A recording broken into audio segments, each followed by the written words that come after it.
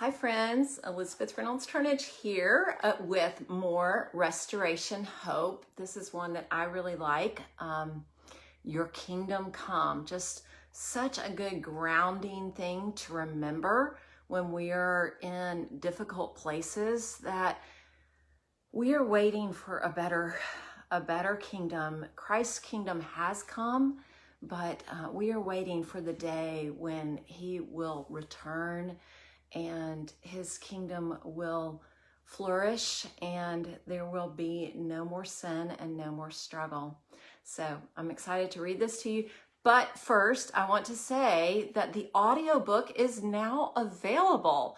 It's only available 2 places. It will be available more places, but it's available on Apple Books and on Google Play. So if you would like the audio version, then I am going to put those links on my Facebook page, and I'll also put them in the comments for this video so that you can find it, because I know a lot of you have been waiting for that, or you have friends that you wanted to give that to. And it's really, I don't have a lot to do with the pricing of audiobooks, but I think it's $4.95 on Apple Play, or whatever they call the Apple, and maybe a little more on Google Play.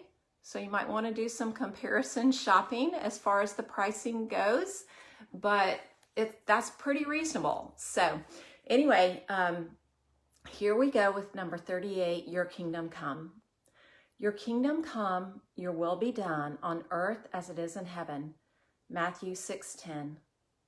As we survey the ruins of a marriage after an affair, a neighborhood after a flood, a world after a global pandemic, the cry that rises naturally to our lips is, Your kingdom come.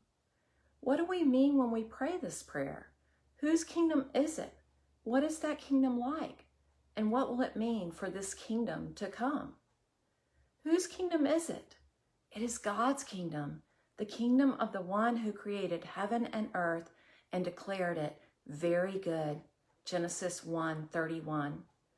Although God's original creation was deeply damaged by sin, because of his holy stubbornness, his refusal to accept ruin, God repaired the broken creation in the most unlikely of ways by becoming man and dying on a cross. God's kingdom is characterized by shalom, heavenly wholeness, the right alignment of everything, and the belief that shalom is not beyond recovery. It is the realm of grace that announces the rule of grace. In this kingdom, the righting and restoring of all things began with Christ's death and resurrection. When our King returns, this kingdom will be fully consummated, with shalom reigning forever in the now restored new heavens and new earth. God's kingdom is the kingdom of heaven that opposes itself to the kingdom of darkness. To pray, Your kingdom come, is to pray that Jesus would today defeat the wily efforts of Satan, the prince of darkness, who seeks to captivate our attention and energy for his purposes. Colossians 1:13 and Ephesians 2:2. Christ the King has already triumphed over the god of this world on the cross. One day, he will return to establish his kingdom and cast Satan into the lake of fire forever. Revelation 20:10. To pray, Your kingdom come, is to repent of our own tendencies to create small kingdoms by placing ourselves, our loved ones, our work, our homes, or any other thing we see as ours on the throne of our lives. It is to pray, Your kingdom come and rule in my heart. Your will, not mine, be done in my life. To pray, Your kingdom come, is to seek to serve our King by fulfilling our mission to grow and multiply his beauty on this earth today. It is to move toward an ex-wife in the hope of co-parenting and harmony.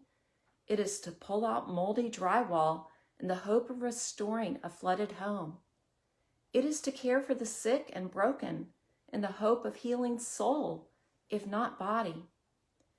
As we recover from crisis, It is easy to recognize the disaster this world has become through the ravages of sin.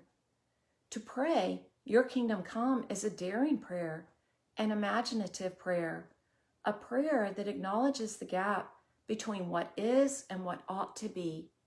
And yet every day we must persist in praying it, in announcing to the world, our King has come. He will one day come again. And when he does, shalom will reign forever. Ah, what good news. Prayer.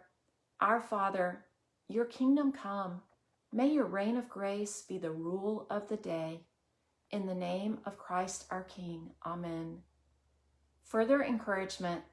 Read Matthew 6, 7 through 15, and listen to King of Love by Stephen Curtis Chapman. For reflection, into what broken places would you like to see God's kingdom come? Thanks for joining me, and remember that the audiobook is live now, and I'm going to put those links in the comments. I'm going to go over. Well, I'll go ahead and do that real quick before I read on Instagram. So thanks for joining me or watching later. Hi, Jenny. Glad to have you here. And I will be back tomorrow with day 39 of Restoration Hope. I will see you soon.